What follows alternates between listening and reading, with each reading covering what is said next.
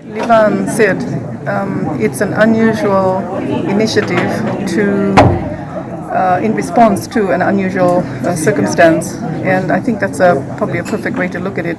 The initiative really is to look at unemployed workers in the tourism industry and provide them some opportunities to either upskill themselves, get a new skill, or look at opening up their own business if they're so that way inclined.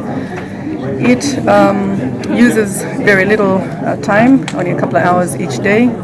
It will simply require the use of a smartphone, and the data is being provided by the telecom providers here in Fiji.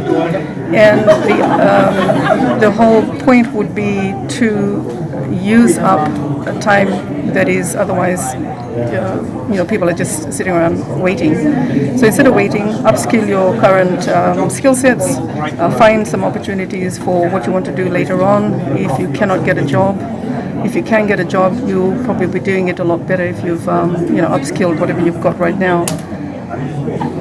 Eventually, it will be rolled out to a larger group of people in Fiji and to the wider Pacific Island community, so that tourism throughout the Pacific Islands gets these same opportunities. So ILO has identified that there are around 118,000 unemployed workers right now that are directly affected, who have responded to their survey saying that they are not employed right now. That probably includes many of the communities that get supported by tourism activity or businesses where they supply to either hotels or tours or activities. So when there's no visitors coming in, there's obviously not much activity for them to support or work towards. So we've got a lot more people than just the tourism workers who are directly involved in tourism. It affects the communities that they work from around. So many of these people will have the opportunity to apply for this initiative, and even if they don't get in the first time, we believe it'll be a catalyst for other training institutions to review how they're offering their programs and consider offering it on a digital platform like this, that they consider offering it for only a few hours a day, and that it can be at any hours, any time of the day when you are available to use your phone. COVID-19 has taught us that we need to change the way we do our normal business, and training institutions like APTC are, being able to show how very quickly they can adapt. The stakeholders that we're working with, which include the UNCDF, UNDP, and obviously the support from the Japanese government, it will help us to realize some of these things a lot faster. The other thing that COVID-19 is teaching us, that if you don't change quickly, then somebody else will beat you to it. And if Fiji's going to be as competitive as we think she should be, then our people also need to be ready for this. And I'd like to think that we're providing some opportunities in terms of this preparedness. In a nutshell, what we're asking for is for government to consider that things have changed and that we need to be a lot more competitive.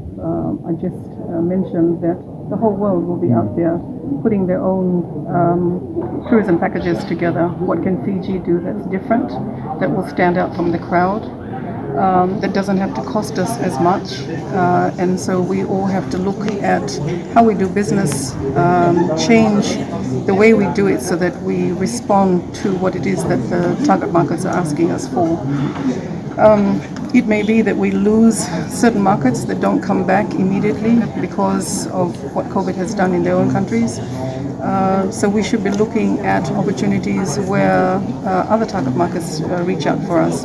And these may be in the areas of ecotourism, where people want to not only give back because they can't do that in their own countries, but they're looking for ways to reduce their carbon footprint, to take part in something in nature, whether it's a marine protection program, something that they can feel a little bit closer to all things green and clean and blue, which is hard to do when you've been locked up in your apartment or your house for months on end. We haven't been able to open to international borders yet, so we've only got our own people to look out for. Australia is doing the same thing, New Zealand is doing the same thing.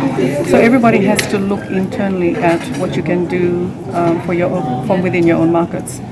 For local tourism, while not all the resorts have opened, there are a little over 400 hotels and resorts around the country, and we've got around 12,000 rooms in terms of room inventory. So probably only 20% of this has been opened, and that's because domestic tourism doesn't come out for a whole week. It only comes out for a weekend, maybe 3 days at the most, 4 if you're on leave. Apart from the fact that people don't have the time or the money to stay away for that long, because for Fiji we don't have to go overseas for our holidays, that's just the way we are. But if we're going to take a holiday in our backyard, it tends to be over 2 to 3 days.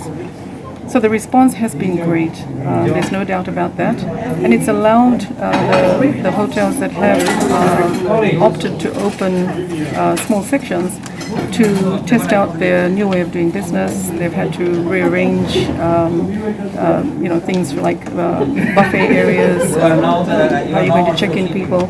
All these are the new post-COVID requirements to make sure that our guests and our staff remain safe. So it's giving people an opportunity to open up sections of the hotel, to test out the new systems, to make sure things are working, to train their staff, to bring the staff back to regain employment.